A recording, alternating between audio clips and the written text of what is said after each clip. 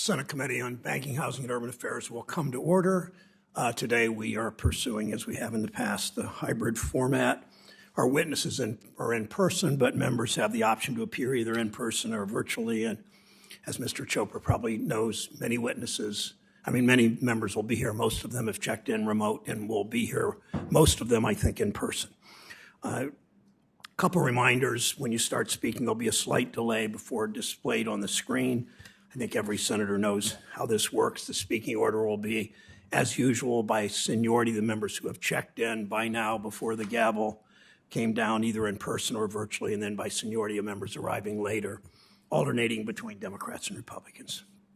Welcome, Director, is the newly confirmed Director. You're stepping into a vital role for the American people. It's your job as Director of the Consumer Financial Protection Bureau to stand up for the literally hundreds of millions of Americans who don't have a corporate lobbyist, who don't have a super PAC. You work for all the people who don't have a high-priced attorney fighting for them if a company opens a fake account in their name or overcharges them on their credit card, or there are mistakes in the credit history. You're stepping into this role at a time when so many people feel like they don't have a voice in our economy or anyone on their side in government. You are that person for so many. Your job is to prove them wrong, to be on the side of everyone who's been preyed on and looked down on by corporate America, to empower them to get their hard-earned money back. Your history, the history of this agency, will both tell me you are up to the challenge. Millions of families still deal with the effects of the pandemic. Over the past year and a half, scammers have done what they do best: prey on people in a crisis. People masquerading as government workers con families out of money, promising them early access to a COVID vaccine or student loan debt relief, even funeral expense benefits. It's why after the 2008 crisis, we created the CFPB to stand up for the powerful companies that will use a crisis to cheat every extra cent they can out of people. Unfortunately, for 4 years, the CFPB was held back by an administration that tried to tear down the Bureau from within. Now, after an election where Americans decisively rejected that corporate kowtowing, the Biden administration's ushered in a new era of consumer protection. Under the leadership of Acting Director Dave Oyeyo, and now under your leadership, the CFPB's gone back to work looking into financial companies getting people their money back. This year, the Bureau has worked to protect the rights of renters and homeowners, has connected them with resources to get rental assistance or housing counseling. It created new requirements for mortgage servicers to make sure homeowners can keep their homes and get back on track with their payments. CFPB helps people with student loans as loan payment moratoria end. And I applaud your decision to join DOJ and the Office of the Comptroller of the Currency to enforce our fair housing and fair lending laws as we work to undo the legacy, the awful long legacy from black codes to Jim Crow to redlining and beyond. Of course, we know corporations and big banks and loan sharks aren't giving up, and as big tech companies encroach into the consumer finance and housing markets, new threats emerge every day. Look at what's happening to the tenant screening industry. Renters are forced to pay out of their own pockets for tenant screening reports that can be riddled with errors and block them from renting, and they get no explanation. I've asked the Bureau to conduct a review of the tenant screening industry to protect renters. Look forward to hearing how we can better crack down on these companies. Bias in algorithms and other predatory targeting risks reinstating Jim Crow in a new high-tech form. New revelation about Facebook's promotion of the most extreme and divisive content, including vaccine lies, is just the latest reminder that we can't trust these big tech algorithms. The last thing we need is they're moving into the payment system and other financial markets critical to families' financial futures. The Bureau's recent efforts to investigate big tech companies' invasion of the financial system and their abusive data privacy practices are so important. We must continue them. No matter the industry, the CFPB is all about empowering people. It's about giving people a tool to stand up to the big banks and the financial corporations and the big tech companies that have far too much power in this country.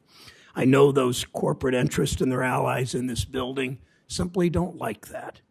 Director Chopra, you were, and you remember this, confirmed unanimously by voice vote to be an FTC commissioner. No dissension from that. Yet, not one of my Republican colleagues, not one in this committee, And of the 50 on the Senate floor, even those who occasionally have stood up, not one of them wanted you to take this job. They don't want this job to exist. It's not about you. You shouldn't take it personally. Anyone who goes after corporate interests, you all attack.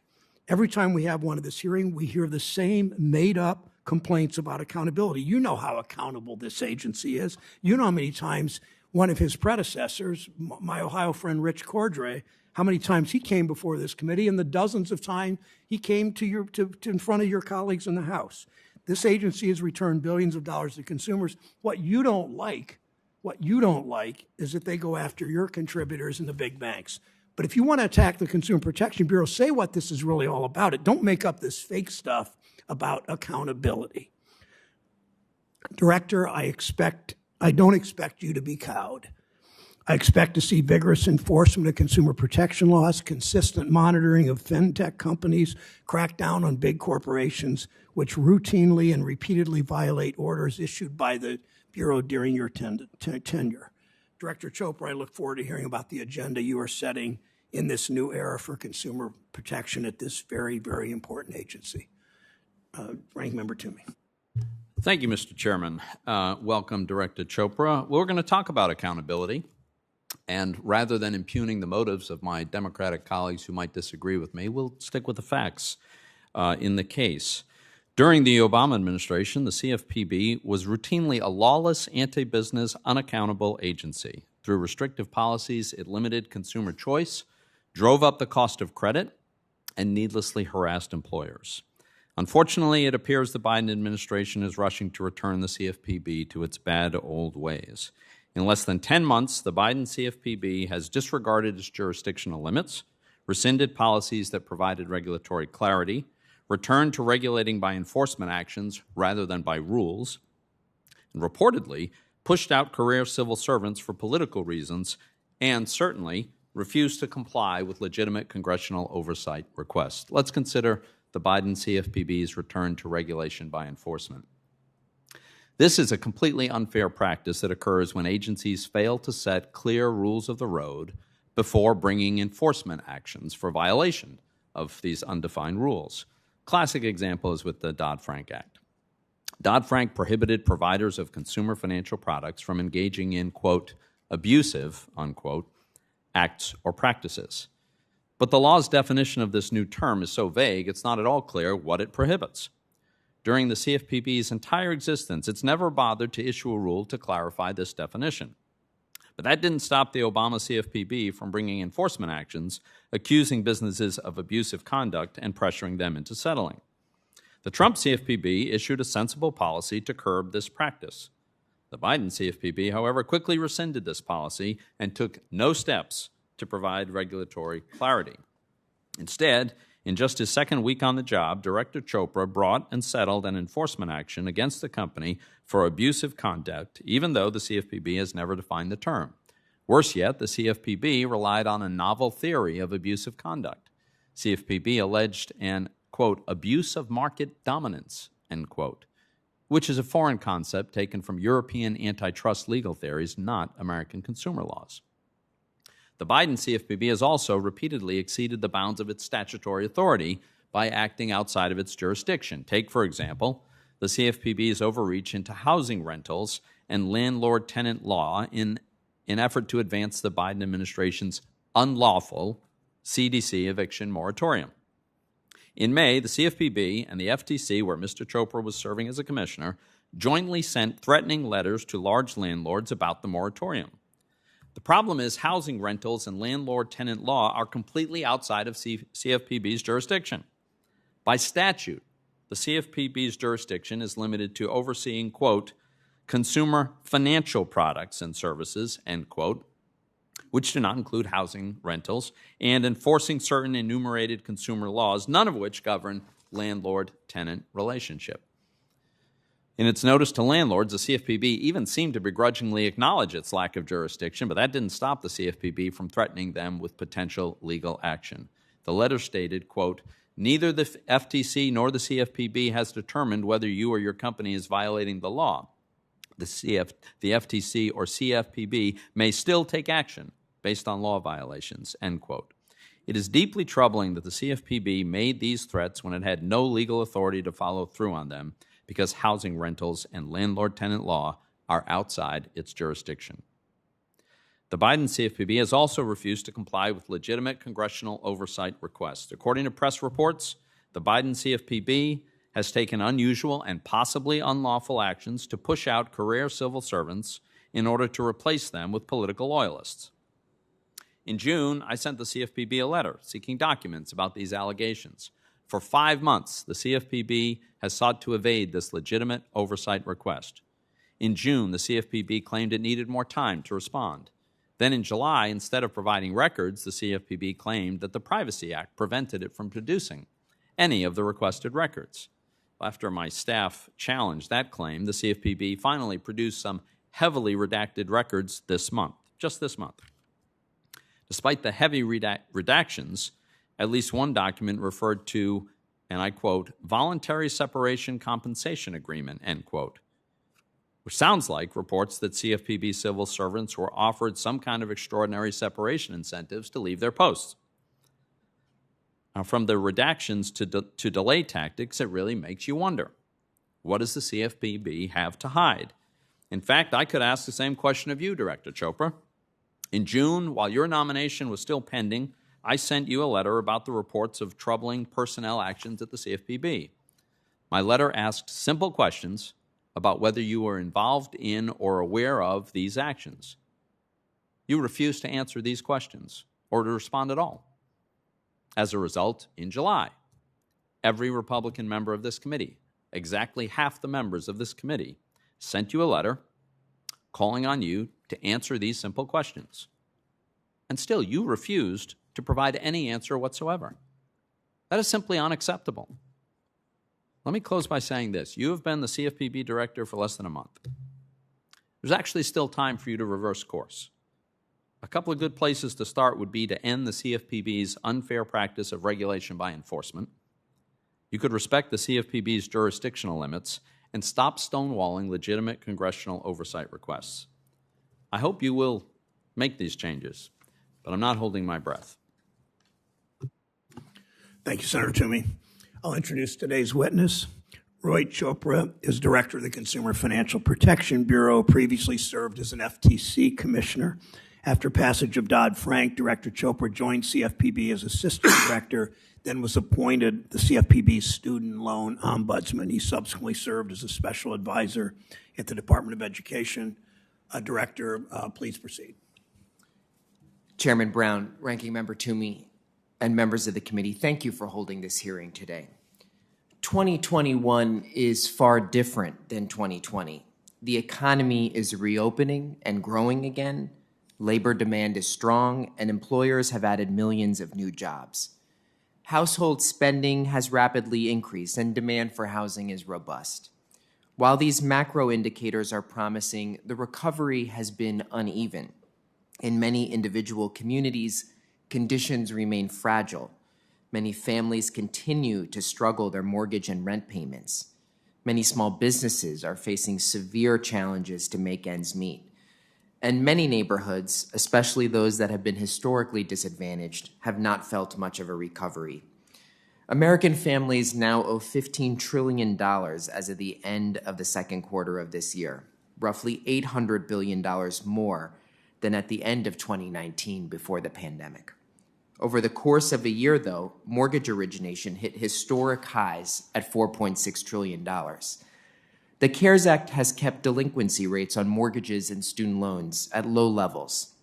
However, many of the borrower forbearance programs have expired, so we lack a complete picture about distress. Many family farmers continue to confront very severe challenges. Medical debt in collections continues to grow as a concern for many households. Congress has tasked the CFPB with monitoring market conditions to spot risks and meet other statutory objectives. Most importantly, the CFPB is carefully monitoring the mortgage market, including foreclosures, and it is critical that families do not experience unnecessary hardship or illegal foreclosures or other disruptions that could impede the recovery. We are keen on understanding how homeowners from different segments of the population are faring, including military-connected families, older Americans, first-time homeowners, communities of color, and family farmers. Technological progress holds the potential for real benefits to households and the economy, particularly with respect to real-time consumer payments. In recent years, big tech companies have sought to gain greater control over the flow of money in our economy. Last week, the CFPB issued orders to firms such as Facebook, Google, Apple, and Amazon to shed light on their payment system practices. The orders seek information on how firms harvest, track, and monetize data about our spending habits. We are also seeking to understand the specific criteria that firms use to approve or to kick off participants. We will also be studying some of the practices of Chinese tech giants, including WeChat and Alipay. This effort will also inform other initiatives to ensure that our evolving payments landscape is in alignment with our national interest. More broadly, the CFPB intends to use its tools to promote an equitable and inclusive recovery. And given the existing economic conditions and these tools, I expect to have a few areas of focus. First, we must find ways to create more competition in these markets. This is a key objective of the Dodd-Frank Act. For example, I'm concerned that many Americans could be paying lower rates on their mortgages and credit cards and earning higher rates on their savings. We plan to listen carefully to local financial institutions and nascent competitors on the obstacles they face when seeking to challenge incumbents, including in big tech. Second, the CFPB will sharpen its focus on repeat offenders that violate agency and court orders, harm families and law-abiding businesses alike. Third, we must work to restore relationship banking in this era of big data. Too many households and businesses have no place to turn to when they need help, especially when they face errors and problems in their financial lives. The inability to cut through red tape and get help in one's financial life can be a major obstacle when seeking a job or when applying for credit. Preserving relationship banking is critical to our nation's resilience and recovery, particularly in these times of stress. Thank you again for the opportunity to appear before you, and I look forward to your questions. Thank you, Director. Last week I wrote you requesting the CFPB review the tenant screening industry. Over the last 6 months, our committees looked into this and found a significant number of these tenant screening reports contain inaccurate information, some cases including in eviction filings that did not lead to an eviction. Companies people have never heard of that may not even have accurate data are stopping people from renting all over the country. These reports put low-income renters at a distinct disadvantage, and black renters and brown renters and female renters oftentimes. What risk do inaccurate screening reports pose to consumers? What steps are you what steps are you considering?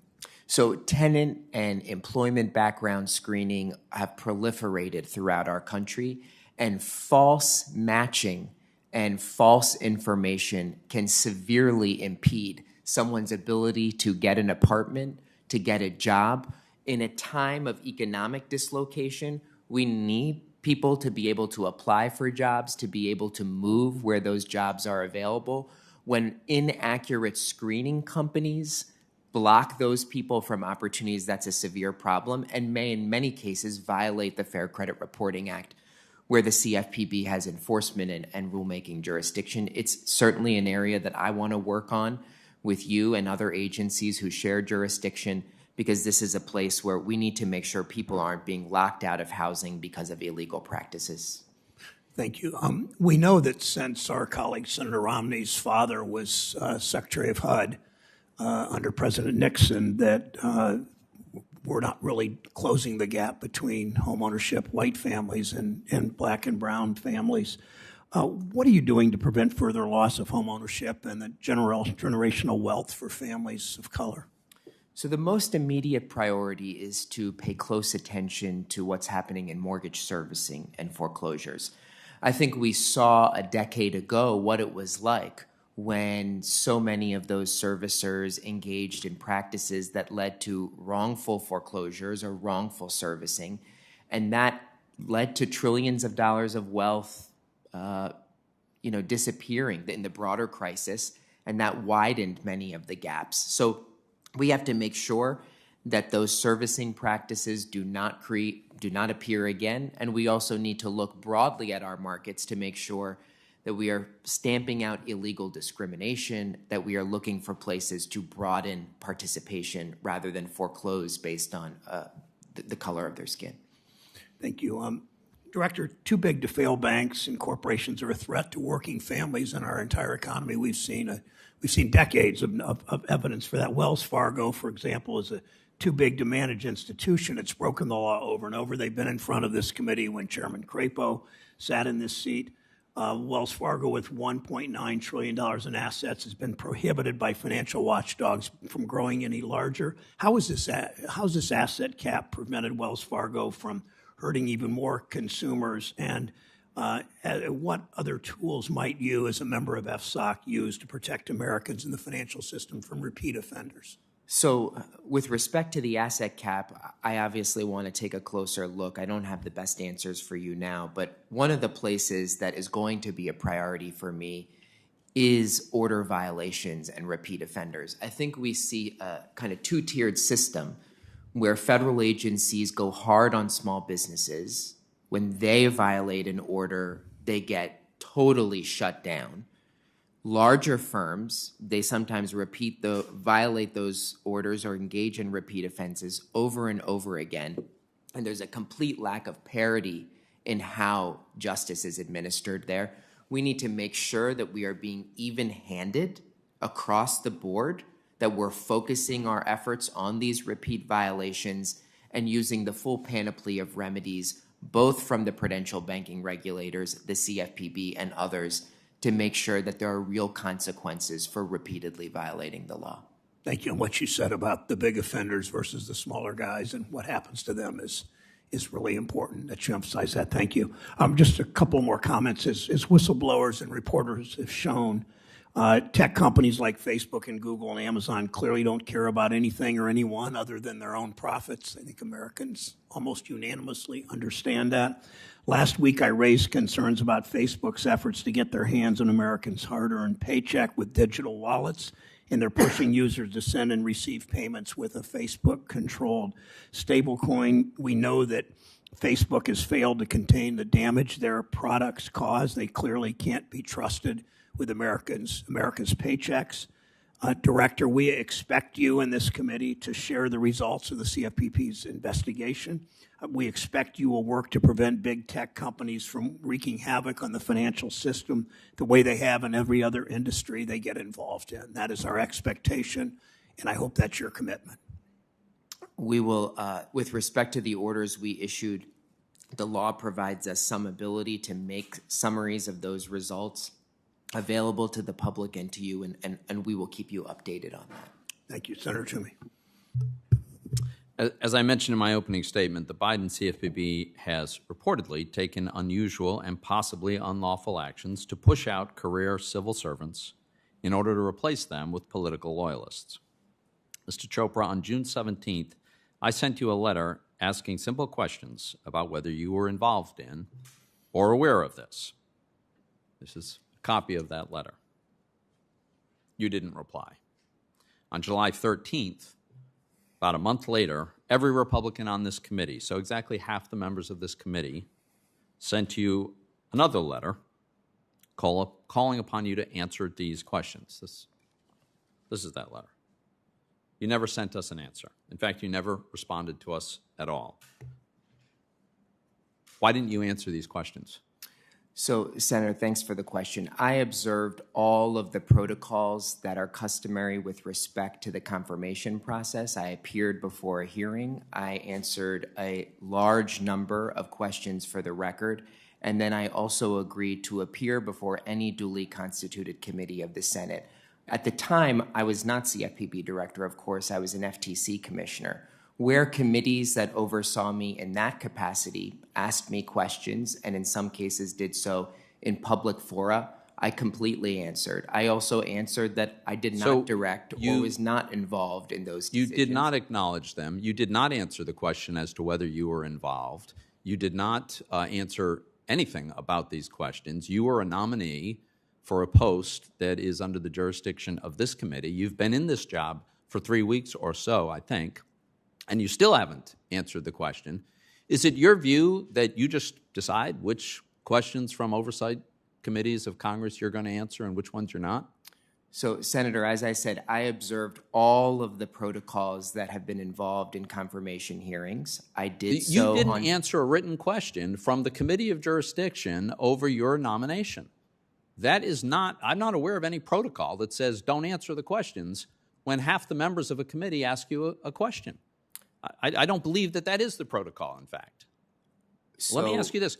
Should Republicans generally expect that we'll get answers to questions in the future, or will you decide, no, maybe there's a protocol somewhere that says I'm not going to answer them? So, Senator, I have appeared before Congress many, many times, answered hundreds, maybe even thousands of questions from members. I take congressional oversight extremely seriously. I previously came from an agency that completely ignored Congress all the time. And you have my commitment that we will work with the committee to respond and be transparent on requests from the committee wherever we can. You know, wherever we can. No, if members of the committee ask you a question, you have an obligation to provide a response. Senator Brown alluded to a letter he sent you. Are you going to respond to his letter, or will you ignore that one too?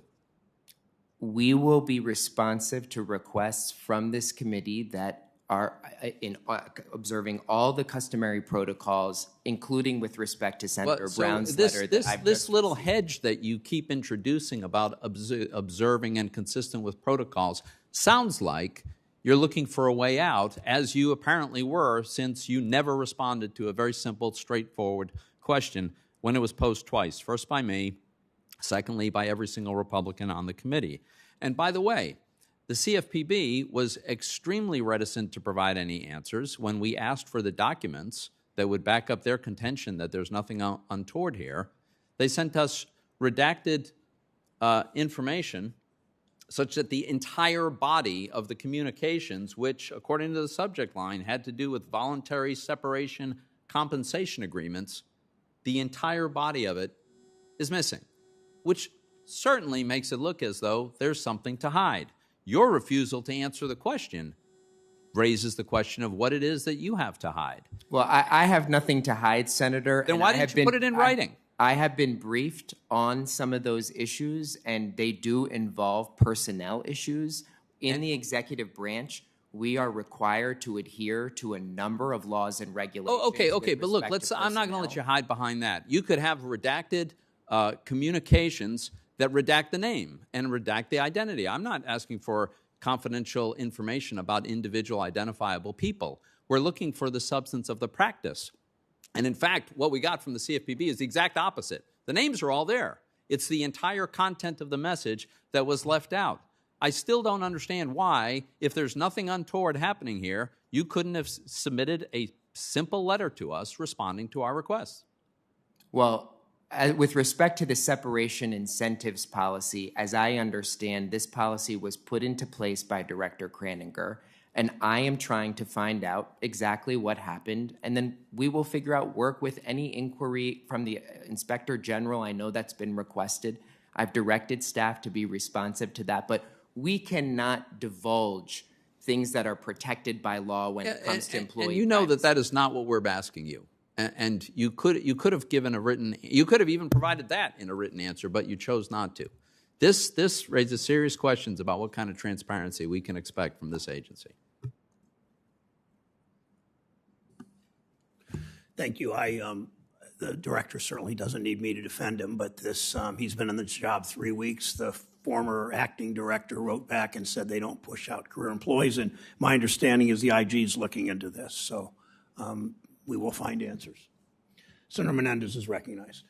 5 minutes.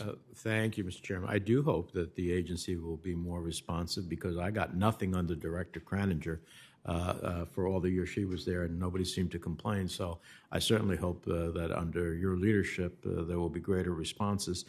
Director, in recent months, two of the largest servicers that manage federal student loans on behalf of the Department of Education announced that they would be exiting their contracts. Importantly, FIO, one of the firms that will exit servicing, is also in charge of managing the Public Service Loan Forgiveness Program. Did the last student loan servicing transfer done on this scale harm student loan borrowers? I have some experience to suggest that major servicing transfers can really be problematic when records have errors or when systems are not appropriately tested. I am worried about big transfers. We've seen it happen in mortgage too. So we will be looking carefully at that and working with the education department, working with the other regulators to make sure that to the extent there are large transfers, it's done so with fidelity. The last thing we need is for hundreds of thousands or millions of borrowers to have incorrect bills and incorrect accounts. Let me bring to your attention why I raised this. The last time there was a student loan servicing transfer on this scale, where loans were transferred from the company ACS in the 2010s, it both caused and revealed millions of errors that continue to harm student loan borrowers, particularly those trying to access promised relief through the Public Service Loan Forgiveness. A recent investigation uncovered 5 million new errors related to the transfer from ACS, including instances of missing borrower payment histories, incorrect payment counts, and other widespread errors. The difference between that and now is that they have a watchdog on their side. So I want to know from you, what is the Bureau doing to prepare for this transfer? So you may know that we have a rule in place that allows us to supervise large student loan servicers. So I intend to make sure that we are engaging in adequate oversight of those entities, that we are supervising them for our laws as well as their preparedness for some of these. I do think it's going to require us to have close cooperation with the education department. The law requires us to have an MOU in place, and I'm examining whether to refresh that. All right. I hope that you do, in order to make sure we don't have millions of errors in this transfer. And it's not just errors, it's consequences to the consumer. Let me turn to another question. As the economy continues to recover from the COVID-19 pandemic, businesses are still seeking financial lifelines. Stepping up to fill these financing needs are alternative financing companies, promising easy approvals with little to no documentation requirements and funding within 24 hours.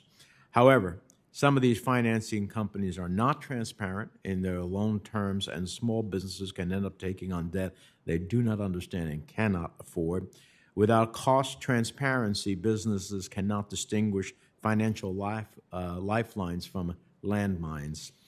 Do current small business financing disclosures provide small business owners with the information they need to understand the cost of the credit product and make an informed decision about whether it fits their needs? Certainly not always. It's not covered by the same protections that exist for household borrowers. And as you know, many small business owners, especially very small enterprises, they use a mix of personal credit and small business credit. And so they can't even make fair comparisons. Some states, California, New York, have begun to introduce it, but it is a problem for many entrepreneurs. Well, it's clear from the Fed studies that small business owners do not have the information they need to make informed decisions. So would providing small business owners with uniform term disclosures allow them to make more informed financial decisions? I think generally speaking, yes, having the ability to compare and be able to see, costs clearly generally is beneficial. There are a number of practices, though, in the small business lending arena that are actually banned when it comes to consumer lending, so-called confessions of judgment, where a borrower automatically pleads guilty when they're sued. There are other practices like these that are where small business owners are not protected currently. Yeah, well, this is why Congresswoman Velasquez, the chair of the Small Business Committee and the House, and I are working on a bill to extend TILA to small business loans. Sunlight's the best disinfectant. It's time to bring some sunlight to small business credit as well. I'll follow up for the record about what the Bureau is doing to protect borrowers from ensuring there's ample supervision of the student loan servicing companies, both in the context of the PSL relief and beyond. There's a history here that needs some significant oversight, and we look forward to hearing your responses on that. Thank you very much. Thank you, Senator Menendez. Senator Tester is from Montana is recognized for 5 minutes. Thank you, Mr. Chairman. Thank you, Ranking Member Toomey. Just in reference to Senator Toomey's comments, I think if the accusations about replacing career folks with politicos are correct, I don't think that's responsible, and I think we do need to get back to the committee. But I also need to say, replacing people with politicos in this administration after what we just went through the last 4 years is totally ridiculous. I watched the president go after the head of the Fed, trying to politicize the Fed. I don't know that I heard one person stand up and say that's inappropriate on the Republican side of the aisle. You did? Thank you for doing that. Because quite frankly, everything the last administration did was about politics all the time. And I speak to that as being somebody who's perceived as a moderate, who the president politicized everything that came down the pipe, okay? Director Chopra, before I get to my questions today, I want to say congratulations. I was proud to vote for your confirmation. Though I'll be honest with you, I was a little bit sad to see you leave the FTC because I thought you did a great job for American consumers at that commission. An issue that has been important to me since long before I arrived in the United States Senate is accurate labeling of products that are made in the USA. Unfortunately, there is a lot of work to do in this space, but I have few folks in government that understand the importance of this more than you do. And we have even fewer now that you're here to move that ball forward. I have no doubt that you'll take this commitment to transparency to the CFPB and continue to do great work for America's consumers. I am not sure that I can ask you a question about the importance of labeling beef with country of origin. I don't think it would be necessarily appropriate today, although I have no doubt you could answer that question. But I do look forward to working with you on your new role. I can tell you that in a state where we have 7 reservations and they do play in the financial world, I would hope that you would open up dialogue with our Native American tribes to make sure what you're doing is fair and appropriate for them and for the consumer. I would say the same thing for our banks moving forward. And I would tell you that the CFPB in the past has taken a number of action on companies that have harmed our service members, our veterans, and particularly in the mortgage market. I appreciate the work the Bureau has done to protect those who have protected us, but there's always more to be done to stay ahead of the bad actors. So, Director Chopra, I know the CFPB has a number of efforts in place to look out for our service members and our veterans. Will you walk us through what that's going to look like under your leadership? Yes, we're going to refresh that quite a bit. I want to make sure that our service member, veteran, and military-connected families work is a part of how we look at so many of our products, but also how we enforce the law. I had a chance to discuss this a bit with the Attorney General and the Justice Department.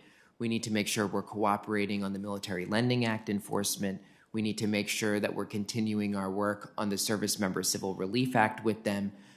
There are many laws that protect these families, and I'll tell you, we saw a decade ago that many of them, including people who were deployed in theater, had their homes taken from them. We've seen people who have signed up for a car loan and gone to basic training and had their car repossessed illegally. There's clearly something wrong with certain actors who treat the military, and we will work using our tools, but also with our partner agencies, to stamp that out. We also need to make sure that the DoD, when it's doing its status of the force and it's doing its own analysis, that we are understanding where there are issues when it comes to credit reporting.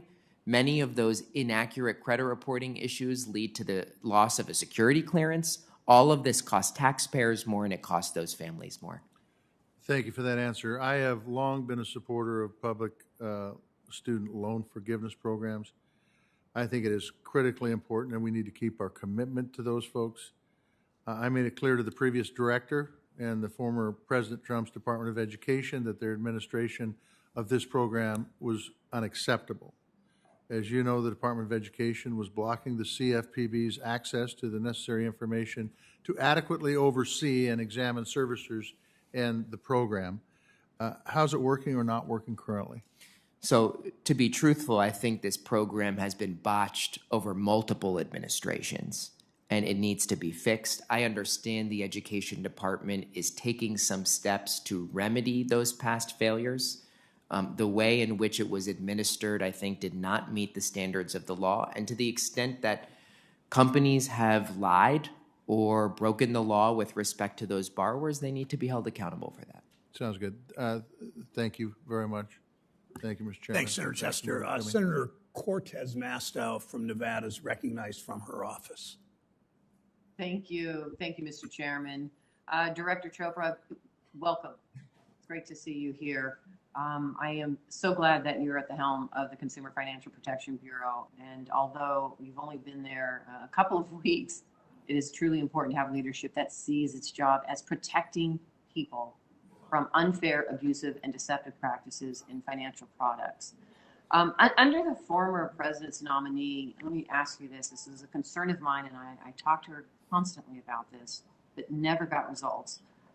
But unfortunately, under the previous nominee, we saw many firms fined only $1 with no redress provided to people who lost money.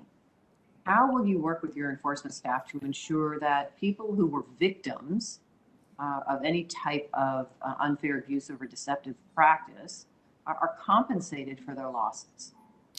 It's a great question. So obviously the statute authorizes the Bureau to seek redress, damages, civil penalties, and there are factors in which those civil penalties are assessed, and all of it is reviewable by a court, of course. I think with respect to redress, we want to make sure that where a defendant is judgment-proof or has already spent all the money, it's important that we assess a civil penalty because only those matters where a civil penalty is assessed can those victims access our Victims Relief Fund. So we will make sure that we are applying the civil penalty factors in fidelity with the law. But to be honest, Senator, there may be cases where we have to assess a $1 penalty to make sure that a judgment-proof defendant, we can get redress for those victims. But generally speaking, I think the penalties need to be a strong deterrent. That is what Congress has made clear. And for wealthy firms, a $1 penalty for egregious behavior would be inappropriate. Thank you. I appreciate your comments. Let me talk a little bit about data privacy. Last week, the CFPB issued a series of orders to collect information on the business practices of large technology companies operating payment systems in the United States.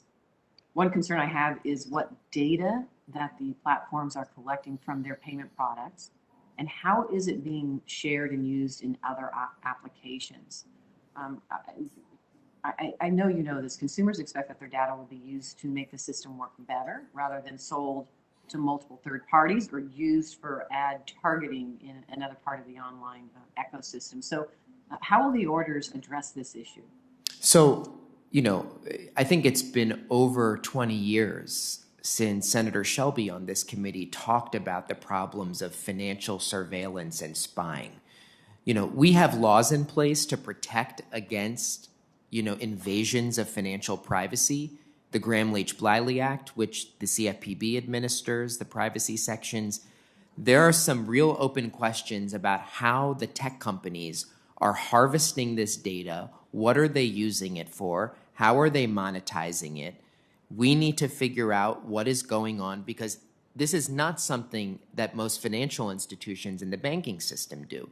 They observe the protocols under the Gramm-Leach-Bliley Act. So we have asked a number of questions to ascertain what is happening with this data, how are they using it, and we look forward to getting those responses and be able to share with the public what we learned, Senator. Wonderful. And let me just say thank you also for working with me to curb the unfair practices that affect some franchise business investors. Will the CFPB consider the role of government guaranteed loans to franchises in its Section 1071 rulemaking? Yeah, so The rulemaking requires the Bureau to collect certain data about small business loans for a host of purposes. We do want to make sure that we're hearing from the public. There is a notice of proposed rulemaking to implement that statutory directive. You're right, Senator. I'm very, very interested in the franchise market. To the extent that there may be discrimination, or to the extent to which we need to learn more to understand how loans are being originated to franchisees.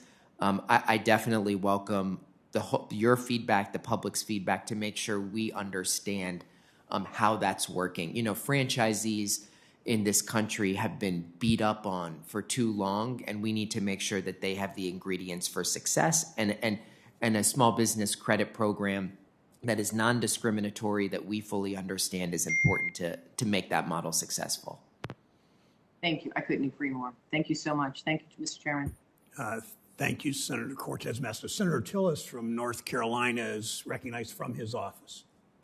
Thank you, Mr. Chair. Mr. Chopra, thank you for being here. I'd like for you for maybe just a moment to look around the room for members in the chamber and the Senate members in the chamber. And based on their appearance and names, can you provide me with the person's ethnicity and race? Senator, I understand that may be a reference to the Section 1071 Notice of Proposed Rulemaking. I understand that there are some guidelines there where a borrower has not filled out the form appropriately or completely, that it allows, I believe in the proposal, the lender to comply by making an assertion. Obviously, that is something we will collect comment on. I think this is trying to strike a balance of finding ways for lenders to be able to comply. But I have heard these concerns. I understand these concerns, and we will need to take these concerns into account when crafting any final rule. I hear you loud and clear. But it does sound like you may be forcing a lender to guess ethnicity and race based on appearance. It doesn't seem like to me to be a good way to get accurate information. And you're forcing people to make assumptions about ethnicity and race. It just doesn't seem like if the goal is to end discrimination, this doesn't seem like a very good way to do it. I appreciate that, and I hope everyone submits feedback to our open comment period on it. Again, I think there's always a struggle to figure out how to make sure to give lenders the ability to understand their obligations and what to do in the circumstances where someone may not be filling out a form. I'm happy to look into this further, but I understand, and I've already heard this concern in my first 2 weeks of the job. Well, I hope you will, because to me it seems fundamentally flawed. We'll be interested to see what how the comments come back. Mr. Chopra, just moving to another subject about the Bureau's past experience with midnight embargoes. It seemed like a biased process for releasing CFPB updates to minimize the chance of outside groups to rebut it before the CFPB could control the narrative. Do you recognize why the practice of the midnight embargo garnered mistrust from the CFPB? Candidly, I don't, but I'm happy to look into it and learn from it. My understanding. Why do you think it's an acceptable practice? Well, I don't know. I'm saying I need to learn more about it. As I understand, many times for especially complicated policies or very detailed rules, it is sometimes released so that the news media have the ability to identify experts, find all points of view. I'm happy to look into that, but yeah, it just seems to me though that there appears to be a pattern of behavior, and perhaps you can present evidence to the contrary, but it appears to me to be an embargoing of outlets that may be more prepared or more willing to take the talking points versus a critical assessment for all takers in the media. So I think it is something I'd like you to look at, and maybe you can demonstrate to me patterns of behavior are contrary to the perception that many of us have on the midnight embargo practice. So if you could follow up on that, I would appreciate it. Speaking of news, We had several news reports of outlets indicating a kind of a purge in the CFPB of career staff earlier this year with the transition to the Biden administration. Can you confirm that early retirements or internal investigations of the CFPB employees were never offered or launched for political reasons? As far as I know, they were absolutely not. As I shared earlier, I am getting briefed on it. I am seeking to understand, and we will, of course, comply with any Inspector General inquiry on it. But I have no evidence at all to suggest that there was any political purge. I'm not even aware of any terminations. So we will look into it. Do you intend to respond to Ranking Member Toomey's request? I think it dated back to June 17th on this subject. We will work with the committee to try and be responsive, but again, this involves personnel matters, and in the executive branch, when it comes to specific personnel, particularly when it comes to allegations of misconduct, there are certain protocols that must be followed. Well, it just seems to me you, in your confirmation hearing, you committed to transparency. I specifically asked that question, and I think it can begin with prompt responses to committee members, particularly the ranking member. Thank you, Mr. Chair. Thank you, sir. Thank you, Senator Till. Senator Van Hollen of Maryland is recognized for 5 minutes.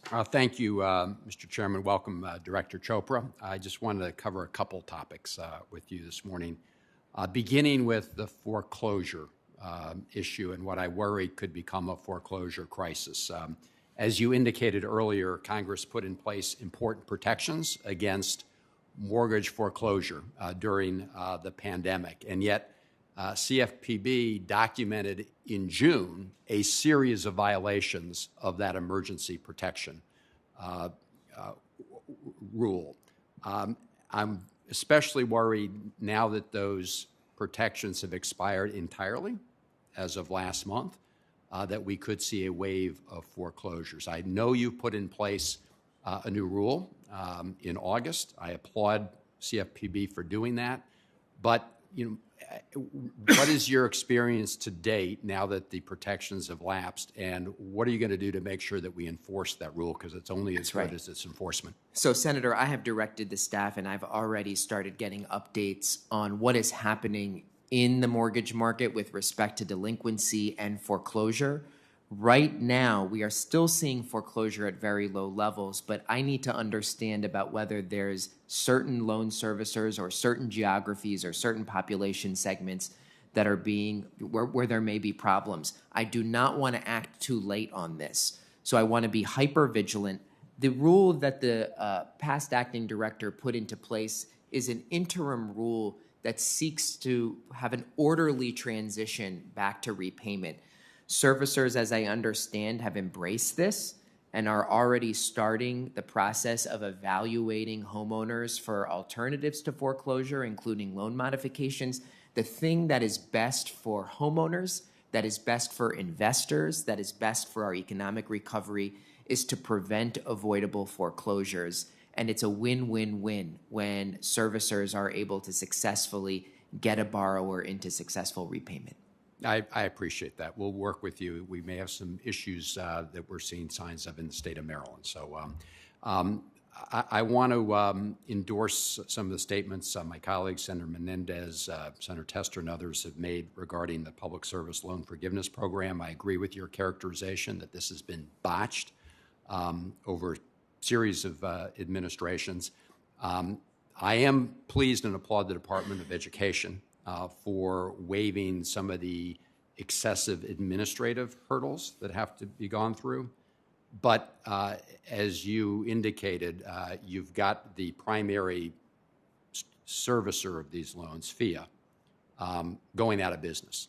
And I am very nervous that it's going to be a challenge to implement those waivers and at the same time transfer these loans to another borrower. Do you see CFPB as playing a significant role in there now that you signed the MOU with DOE? Well, obviously, with respect to student loan servicers, they are covered under the consumer financial laws. So we have a role in supervising and enforcing them. I think you're right. There's this issue, particularly when it comes to servicing. Are some of these, when one of them fails or when one of them exits, the reverberation is very challenging to manage. We need to make sure generally that servicing is a resilient ecosystem and that we are making sure we're anticipating those risks, that the incentives are right. So yes, the transition back to repayment is going to be something that's high on my list to make sure we do not have a cascade of borrowers across the country getting wrong bills. Got it. Well, no, I appreciate that. Just to give you the Maryland figure, 90% of Maryland applicants for this, public loan Denied. were denied, and it's just outrageous because I've spoken to a lot of these folks. They clearly qualify, but because of a whole lot of technical and bureaucratic issues and other things, they were denied. My last issue I just want to raise with you has to do with bank overdraft fees. In my view, we've got to do a lot more to protect consumers in this area. Under current law, the bank consumer, on a one-time basis, says, okay, it's okay to overdraw my account and be charged penalties.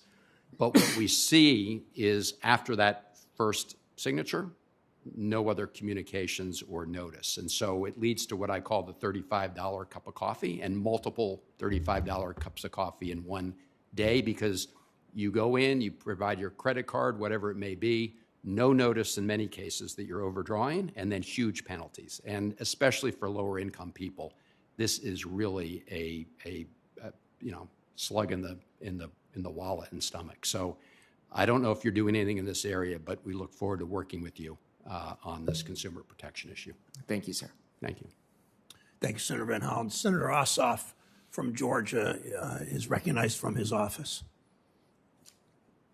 Thank you, Mr. Chairman. Welcome back, Mr. Chopra. Thank you for your service. It's nice to see you again. I enjoyed our discussion during your confirmation hearing. I want to ask you a few questions about fintech, data privacy, and tech platforms that are exploring entry into the fintech or payments markets. First of all, with respect to privacy, we've seen over the past decade, in particular the last couple of years, new entrants in financial technology, providing services that have typically been the domain of more traditional financial services companies, offering those companies a significant opportunity to collect data about their users, about their patterns and habits of consumption, about their location, other personally identifying information that may have value on secondary markets for sale to data brokers or for marketing purposes by the fintech companies themselves. Can you please comment on these developments and what jurisdiction your agency may have or partner agencies may have to consider how to protect data privacy as more and more customers are using these novel financial products? Thanks for the question, Senator. Our country is turning into a bit of a surveillance state when it comes to some of these tech companies. The ability to combine browsing information, geolocation information, health information, and the list just goes on and on and on. And to add to it, the ability to combine that potentially with not just our transaction data, but SKU level data. Not just how much you spent at a place, but specifically what you bought. This is actually a major issue when it comes to how can small entrants, entrepreneurs, small businesses who want to enter this arena, how can they meaningfully compete with that, especially when some of these firms have gatekeeper power? So we need to make sure that we have a fair, transparent, competitive payment system that is protecting privacy. I don't think we have that now. And I think we need to make sure that we get to that place. So part of the reason we have issued those orders is to understand those issues. I think that the Gramm-Leach-Bliley Act's privacy provisions are so outdated and almost useless to this point. And of course, we will continue to enforce them, but it is a problem. And I hope that it is something that we can fix. The Bureau, of course, has many authorities related to this, but for me, the first step is to study the market and see what's happening so that we can shine more light on it.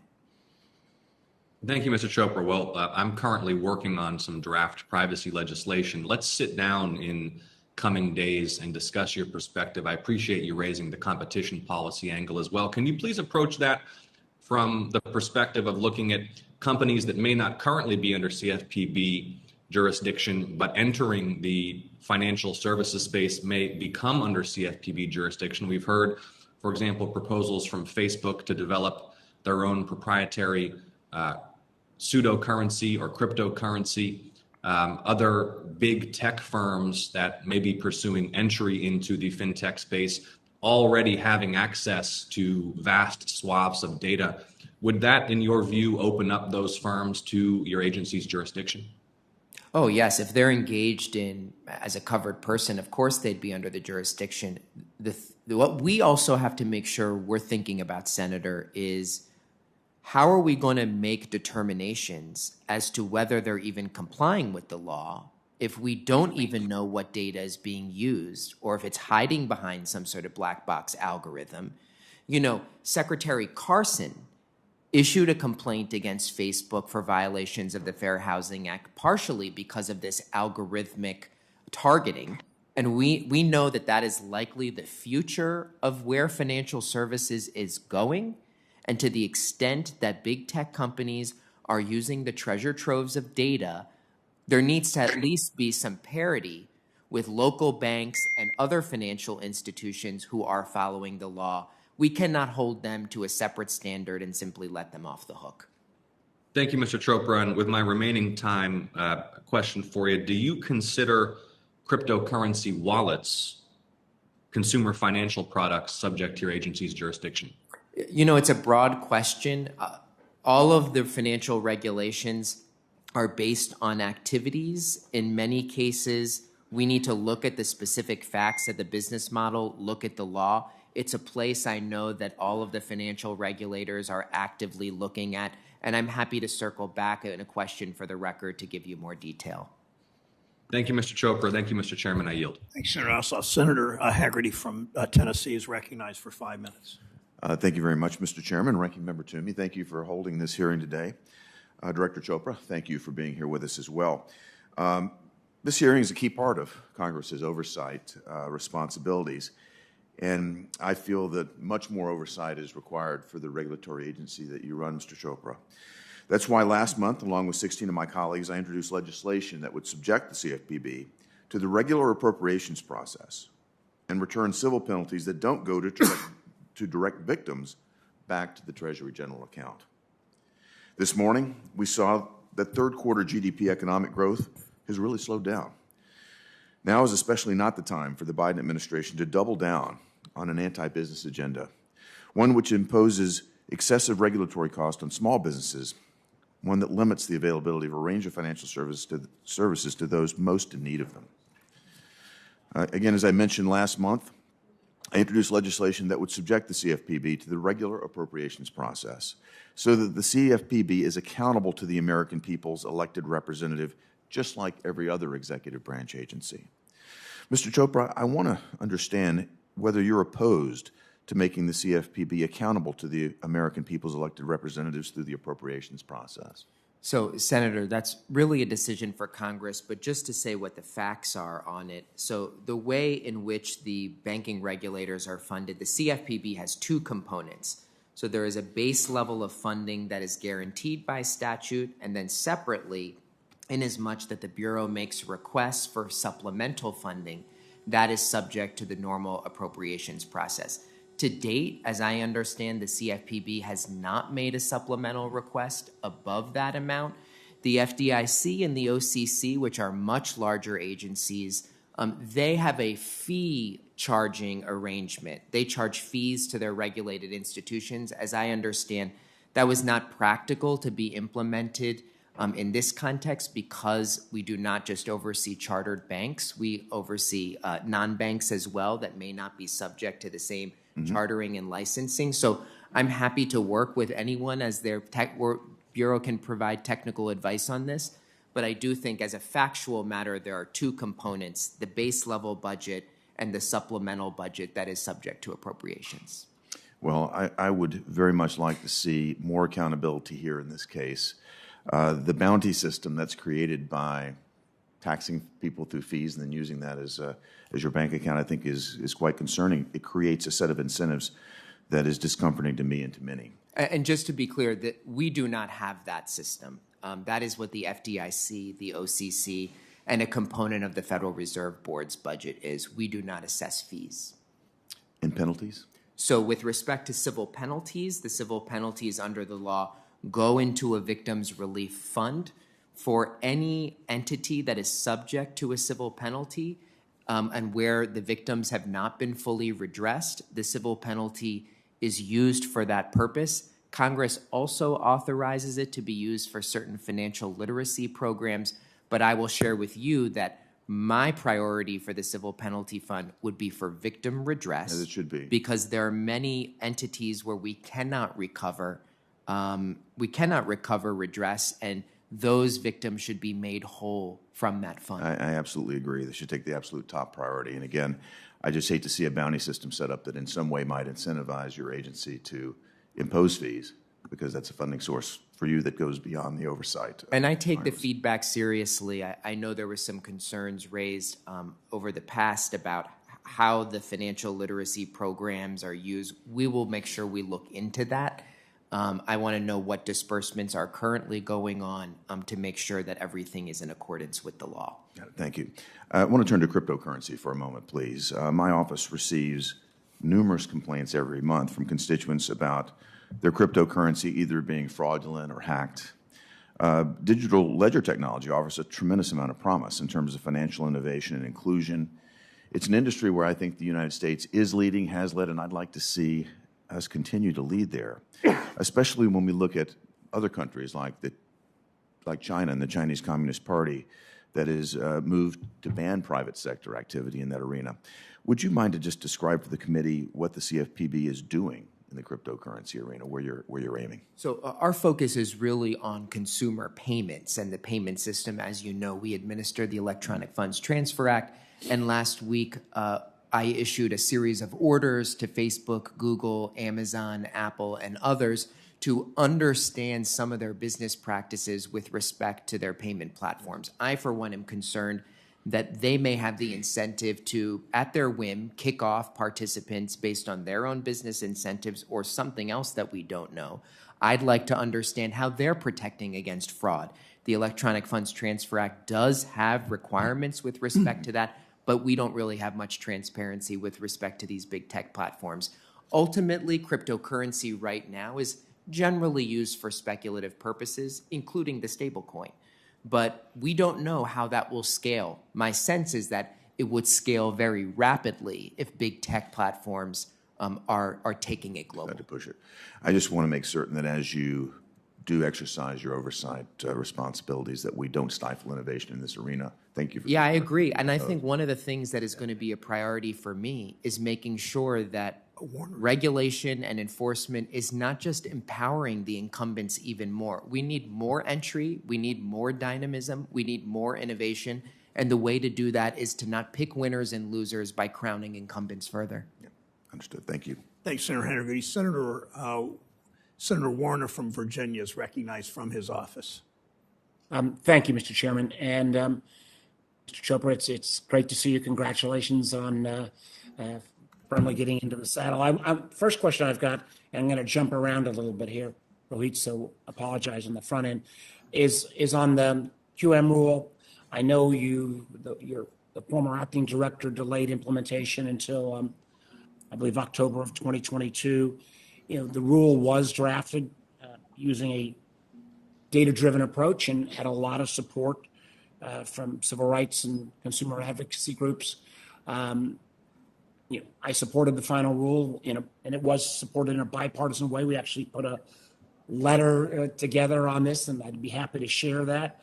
I worry that in delaying the implementation, we might be drifting a little bit off course, and I'm very concerned, particularly coming out of the coronavirus, that we may be pushing, families of color out of access to capital. So do you have any thoughts about when we might get this final rule out? And I hope the delay will not weaken the strong ATR underwriting regulation put in place. the safe product standards, and a new governor for affordability on a QM cap. And, again, I know you're very concerned about access to credit. How do we make sure that this final rule doesn't undermine where we landed, which was a pretty good spot? So, Senator, just to clarify, the rule was not delayed in terms of effective date. It was delayed in terms of the mandatory compliance date. So as I understand and as I read the Federal Register notice and have been briefed, the change Right, allowed... compliance, you're right, the compliance date. Yeah, so it essentially gave lenders more flexibility in determining which path they would get QM status for. Now, as I understand, most of the market has really moved to pricing, and a lot of it has already been implemented. So the last thing I want to do is create disruptions in the mortgage market. That being said, Senator, I do think there's some places I'm particularly interested and where there may be opportunities to find more loans that may be subject to qualified mortgage QM protections. That is actually in the refinance space. I think there's a lot of places where homeowners with lower value homes or with lower balance mortgages are not necessarily getting the benefits of refinancing. I'm obviously following closely the changes to the agreement between Treasury and FHFA about what the enterprises are eligible to buy. So we will take that all into account. But just to be clear, that rule has taken effect. Lenders can use the pricing regime now, and they can continue to do so given the existing rule that has been put in place, even with the delayed mandatory compliance date. Well, I want to, again, on the compliance component, we want to make sure that we don't wander off some of the protections. I know friend Senator Cortez Masto raised some of the questions around big tech getting into the payment space. I have some real concerns there. I agree with Senator Hagerty. We've got to maintain the innovation from fintech, but when Facebook and Google and others potentially get into the payment space, it does raise some concern beyond privacy issues, but frankly, even from antitrust, money laundering, a whole host of issues. And I really appreciate the fact that you've asked the big six tech companies for some information and scope of what they're headed. Why don't you share with me your concerns and what you think CFPB's role in addressing some of these safety implications as the big tech gets into payments, as well as, unfortunately, the question around some like Facebook getting into digital currency. Yeah, that's right. I think, again, as I mentioned, if big tech companies can scale this globally and rapidly, it opens up a whole host of questions. There's a whole host of concerns about fair competition. And Senator, I think we've discussed before, and sometimes when these large dominant tech companies enter a space, it actually freezes up capital formation, and venture capital and other investors are less willing to put money on the table for new entrants because they think to themselves, well, what if one of these big firms just shuts it off? And so that's something we want to make sure our payment system is resilient, that we have a fast, fair, and competitive system. And I'm not really sure that this body should want our payment system to look more like Alipay and WeChat Pay. I think we have to take an American approach to it, not a Chinese approach or a European. Can I just interject there for 1 second? Because we do have to think about that in the context of what China is doing. You pointed out, of course, Yuan and the Chinese platform companies getting very, very active in this space. No, of course, that's part of the. Finish your answer. That's, Senator, that's the part of the reason why our inquiry is also going to study the Chinese tech giants' practices, because we need to understand the interplay and to make sure that our nation, our consumers are protected, but also that our national interest is protected as well. I just look forward to working with you on that. Thank you, Mr. Chairman. Thanks, Senator Warner. Senator Daines from Montana is recognized. Thank you, Mr. Chairman. I want to start, first of all, by expressing my concern, joining my colleagues about a return to the consistent overreach that we're seeing by the CFPB. And we saw that same thing under the Obama administration. Under the Obama CFPB, they pursued this regulation by enforcement, choosing to go after companies before giving them clarity about how to avoid engaging in what the CFPB deemed as, quote, abusive behavior. The behavior of the CFPB has had a very detrimental effect on businesses and has limited consumer choice, in fact, increased the costs of credit across America and my home state of Montana. I'm concerned and I fear the CFPB is already reverting back to some of those practices of the Obama-era CFPB through reimposing some burdensome rules.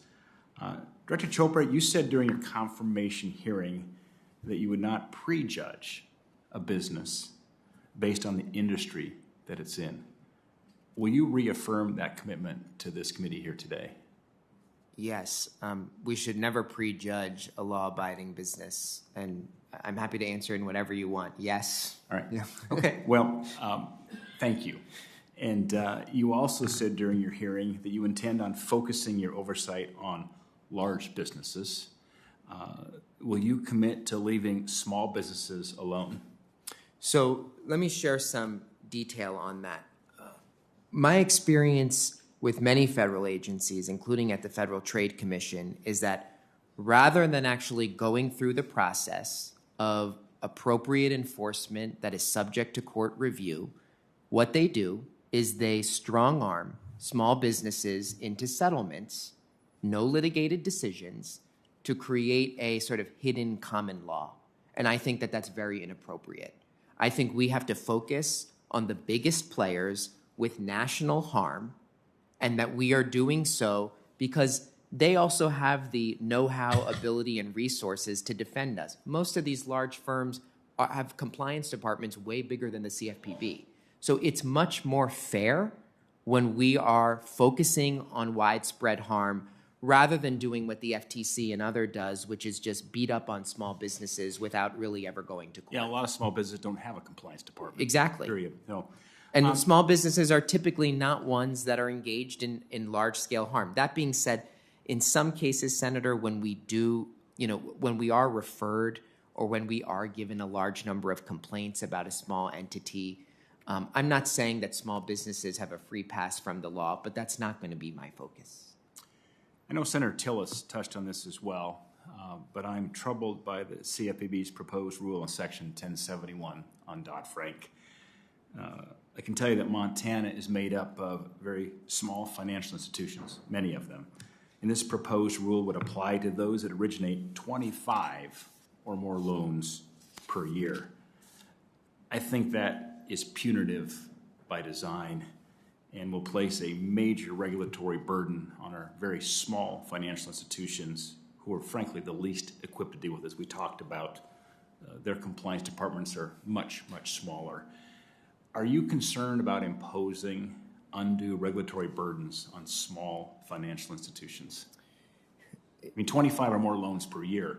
So I don't know the specific details of what the compliance costs are, but I'm going to answer your question with yes, because here's how I see a lot of rulemaking that occurs in Washington. It's extremely complicated. It's hundreds of pages so that the large players who have a lot of ability to influence it can cover every single scenario they want, rather than having clear, bright lines that are easy to follow, easy to enforce.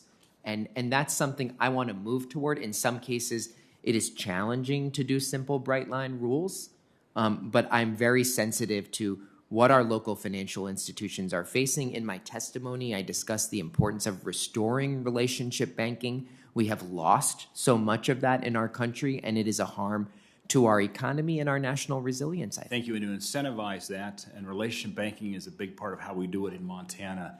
I just asked you to go relook at that 25 loans or more threshold and say, is that the right place to draw a line? Because that really is going after the very small financial institutions, and it's chilling for those institutions back home. And I want to understand, too, what costs go involved in reporting, because the law is asking us to collect data on the wide swath of the small business lending market. So I really encourage your financial institutions and others to submit comments in the record. So we are required to look through those comments, consider them, and I certainly will look at that carefully. Okay. Thank you, Senator Daines. Senator Smith from Minnesota is recognized from her office for 5 minutes. Thank you very much, Mr. Chair, and thank you, Director Chopra, for joining us. Welcome to the committee. And I'd like to focus my questions on abuses by structured settlement buyers. So over the last few weeks, the Minneapolis Star-Tribune has run a series of stories, really alarming stories, based on what structured settlement buyers are doing. So as you no doubt know, Director Chopra, there are about 750,000 Americans who receive some sort of structured settlement, which are periodic payments, usually monthly or yearly, to compensate people for injuries that they or their family members have suffered.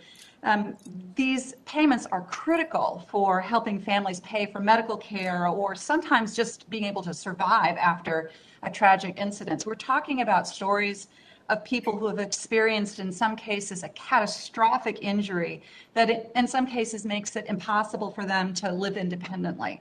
So then what happens is these businesses come in realizing that they can make money off of these catastrophes, and they take advantage of these victims when they're the most vulnerable. The firms offer one-time upfront cash payments in exchange for the family agreeing to sign over all future, not always all, but sign over future settlement payments. And on average, these firms are taking 60% of the value of a settlement. So that means that the individual who was harmed or their family are getting less value from those structured payments than the business that bought them. And what is especially concerning is the high pressure sales tactics that are being used by these settlement buyers, targeting people when they are in deep crisis.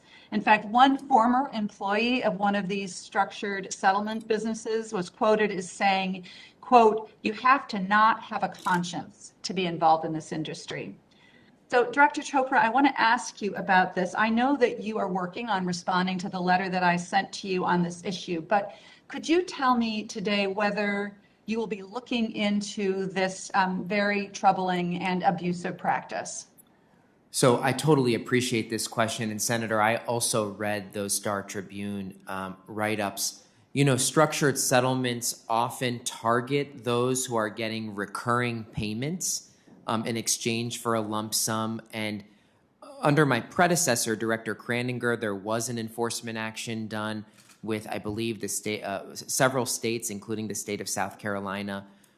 We will obviously want to make sure we're getting the right type of consumer complaints, understand what's happening in the market, and take appropriate action.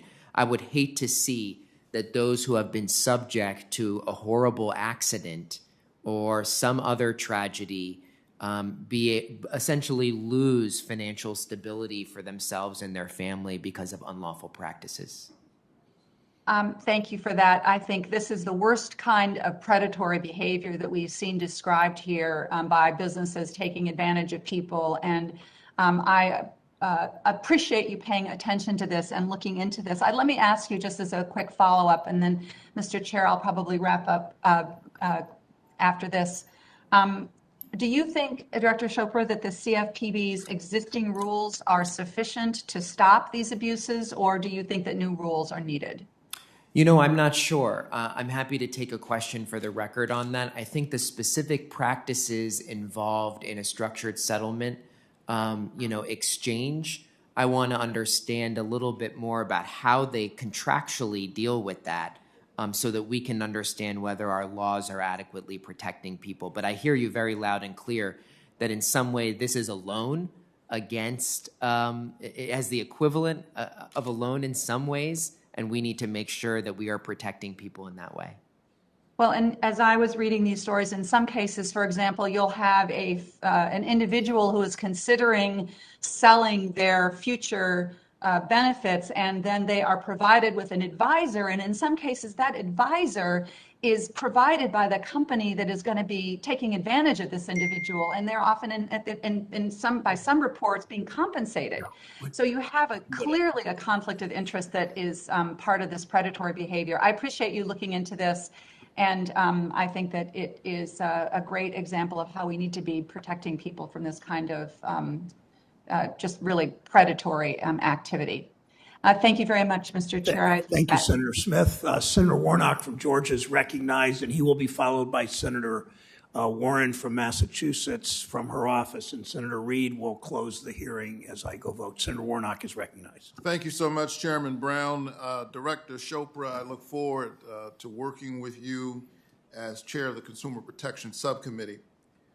I'm proud of the significant number of military families living in the great state of Georgia. We have 60,000, more than 60,000 active duty military personnel and nearly 700,000 veterans, all calling Georgia home.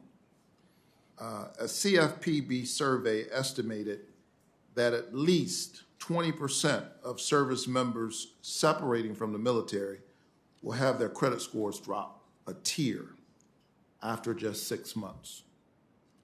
This concerns me. It should concern all of us. We know what happens when that happens. We know that predatory lenders target members of our military, particularly young members of the military. Service member complaints to the CFPB reached a high of 40,800 last year. Director Chopra, how is the CFPB addressing these complaints and protecting our servicemen and servicewomen from predatory lenders? So, Reverend Senator, both apply. That's okay. I want to make sure we're refreshing all of our work in the service members and veterans area. I got to tell you, there's a lot of problems when it comes to identity theft of military families because they move very frequently. They often, it's not just a target for a scammer, it's also a target for state and non-state actors. We also have to understand they have unique housing issues that they face, often when needing to move, particularly when it comes to their mortgage. I expect that we will be working with the Judge Advocate General Corps. We will be working with the DOD, with the VA. I will tell you that I'm going to be robustly increasing the analytical capabilities to complement what the DOD is doing with their own status of the force collections so that we understand specifically, including by geography. And you may know, Senator, that our service members are a very diverse group of people. We also have to make sure that they're not being unfairly harmed due to their identity or to their service member status. Right. Well, it is a complicated issue, as you point out, and there are many contributing factors, some of which you've listed, and it leads to a kind of cascading issues for these members of the military.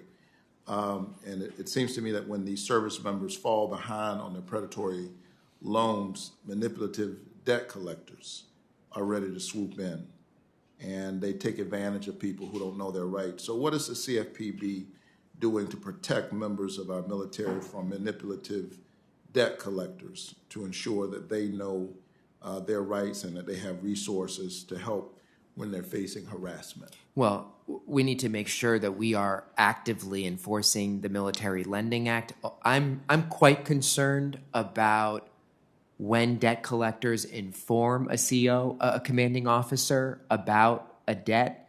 In some cases, this feels like coercion, that someone may not even owe the debt, but they feel they just have to pay up because, their chain of command is hearing about it. So we have to make sure we're understanding those debt collection issues. And, the DOD made it very clear that financial readiness is part of force readiness, and I take that very seriously. Thank you so much. If I might switch topics, unfair, deceptive, and abusive acts and practices in the housing and mortgage market was a big reason for the creation of CFPB. The National Housing Act of 1934 was supposed to make housing accessible for all Americans. However, this was not the case, and we saw a long history of Americans of color, especially being redlined out of opportunities and wealth, which the Fair Housing Act addressed. Today, many describe artificial intelligence and machine learning as equalizers that are supposed to correct unfair practices of the past. We know that not to be true, that often that this is false. For instance, in 2019, the Department of Housing and Urban Development, HUD, sued Facebook for its targeting advertising platform violated the Fair Housing Act and encouraged discrimination. How is the CFPB addressing the effects of algorithmic bias on consumers? So this past Friday, the Attorney General and I announced, as part of a broader redlining initiative, that we are going to be looking, and I specifically stated that we need to hold accountable those who use discriminatory algorithms. There is a myth out there that algorithms can take the bias out of a transaction. In reality, they can make that bias go on steroids. We cannot have a two-tier system where financial institutions have to play by the rules, where Facebook and other tech companies using mysterious black box algorithms get to skate off, with no accountability. Secretary Carson's complaint against Facebook in the Fair Housing Act context is one that all of us should closely analyze, because there are many corollary areas of conduct where it applies throughout our economy, including with respect to financial services. Thank you so very much, and I look forward to working with you on all of these issues. Thank you, sir. Thank you very much, Senator. On behalf of Chairman Brown, let me recognize Senator Warren. Thank you very much. Director Chopra, it is good to see you here in front of this committee for the first time as the confirmed director of the CFPB. I know that you're going to help make our consumer financial markets both fairer and more transparent, and that's going to help millions of American families. So today I want to ask you about an emerging trend in consumer finance, the rapid growth of big tech companies in our payment systems. So big tech platforms like Venmo and Square and Apple Pay and Facebook Pay have multiplied in recent years. So Director Chopra, a giant company like Amazon owns an online marketplace, a cloud computing platform, a chain of grocery stores, and a payments platform. Is that combination a risk for consumers? Yes, and it's a risk to small businesses too, Senator. And that's part of the reason why I issued these series of orders, including to Amazon, Apple, Facebook, and Google, to understand what are they doing with this data. How are they going to decide who gets admitted and who they're going to kick off? And is it going to be distorted by their own financial incentives? And their own financial incentives here, meaning when they've got that kind of information, what is it that they can do? Well, they can do a lot, and I don't think all of it is very good.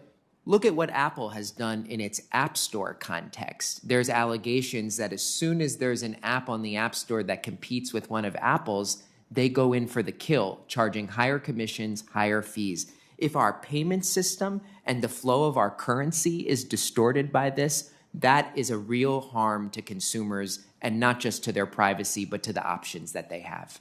Good. Not good. It's a terrible thing, but I appreciate your making this point because the risks are real. And I am glad to see that the CFPB is requiring these companies to provide data on how they operate their payment systems. It is long past time for transparency in this space. Now, you saw these companies up close and personal when you were an FTC commissioner. So I want to ask a different question. Do you think we can trust these companies on their own to put in place the safeguards that are necessary to make sure that consumers and small businesses that use these payment platforms don't get ripped off? Or do you think you need a cop on the beat like the CFPB? Well, one of the problems is that when I arrived to the FTC, there was a clear bias in favor of these firms. Take Venmo. Under Republicans and Democrats, the FTC just let them off the hook with a no money, no fault settlement that did almost nothing to fix things. Facebook violated its order over and over again, and the FTC's response, an immunity clause for Mark Zuckerberg and Sheryl Sandberg. We need to make sure that it's not just the FTC, it's not just the CFPB. Every single government agency is being impacted by how big tech companies are infiltrating sectors of the economy. It's not just going to be one of us. We have to work all together to protect consumers, protect businesses, and frankly, to protect our country. That's a powerful point. You know, we've already seen big tech use their size and use their scope to rig marketplaces And there's no reason to believe that they're going to be any different as they infiltrate payment systems here. But as you indicated earlier, we are not powerless here. I know that you took these companies on while you were at the FTC and that work continues under FTC Chair Khan. But to the extent that financial products like payments platforms are part of the equation, the CFPB has an important role to play here. Can you talk about just a few of the ways in which the Bureau can actually help level the playing field? Well, we have a whole host of tools, including with respect to our partnerships with the prudential banking regulators. But of course, we administer laws like the Electronic Fund Transfer Act, like the Gramm-Leach-Bliley privacy provisions.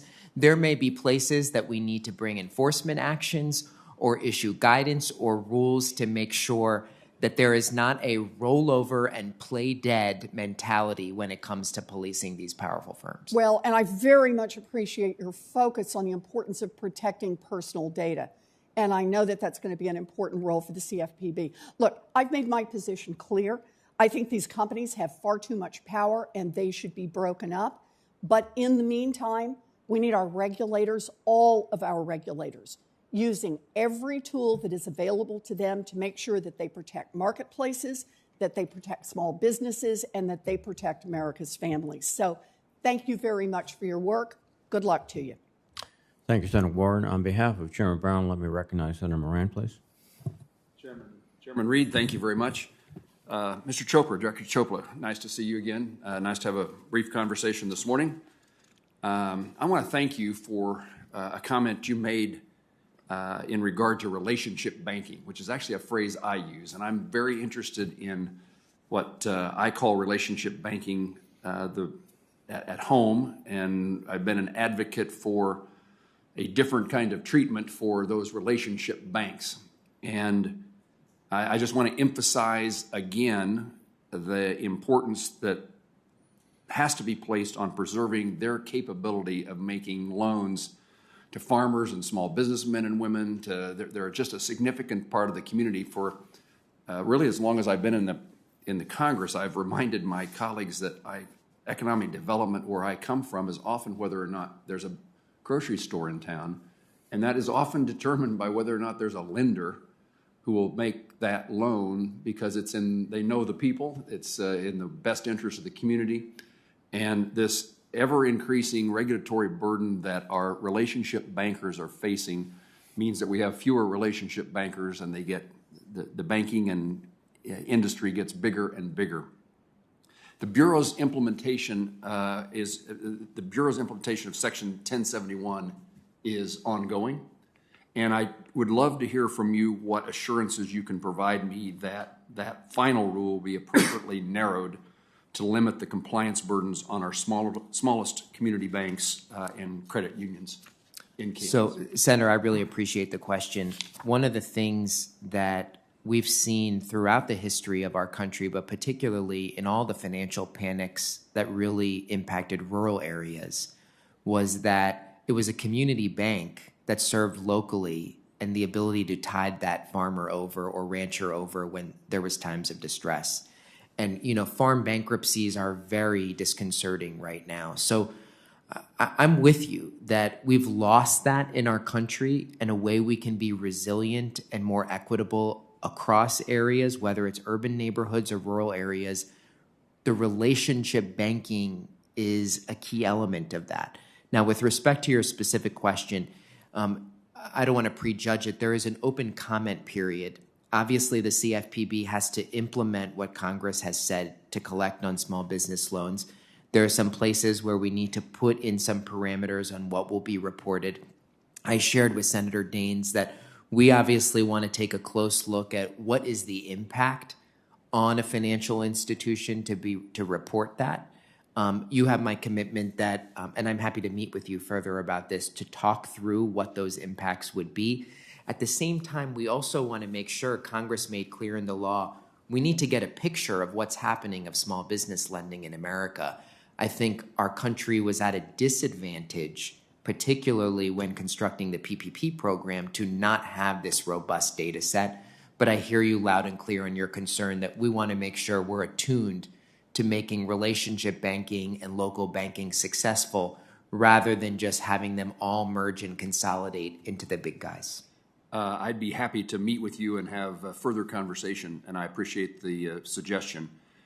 You also said something that I would highlight, and I know that Senator Daines raised this topic with you, but I did not want you to miss the opportunity to hear its importance, perhaps to Montana and Kansas, but really lots of places across the country.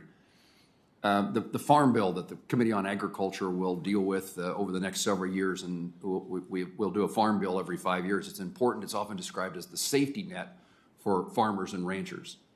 There's an additional safety net, and it's the relationship between the farmer-rancher and their banker, their lenders. And it's a safety net that comes into play, and it's often a relationship between a bank that is owned by a family generationally with a farmer that has had the farm in the generation from great-grandparents to today. And so there is a relationship that matters, and there's an understanding and a trust and a knowledge that is different than any regulation can ever demonstrate. It has more value than that relationship as far as safety and soundness. I just, in the 25 seconds I have left, I'd raise a complaint I had with Director Cordray in hope that you have a different leadership plan. Under Director Cordray's leadership, the enforcement authority was often used as an extension of rulemaking, and it was expected that financial institutions would read between the lines and discern the rules going forward based on, for example, the press release announcing the action, thus circumventing any transparent rulemaking process.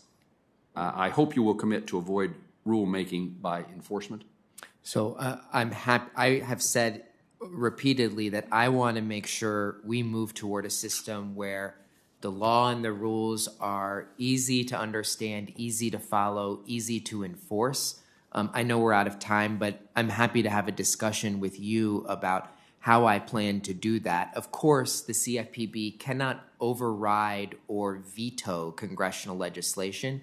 We do have to enforce the law as written, but there are ways that we can work with you and others to develop the law so that expectations can be made more clear in any way that we can, in as much as that we can do it given the constraints of the statute. The entities you regulate, large or small, ought to have an input into the process, and it can be eliminated by a way of rulemaking that is not rulemaking. Thank you.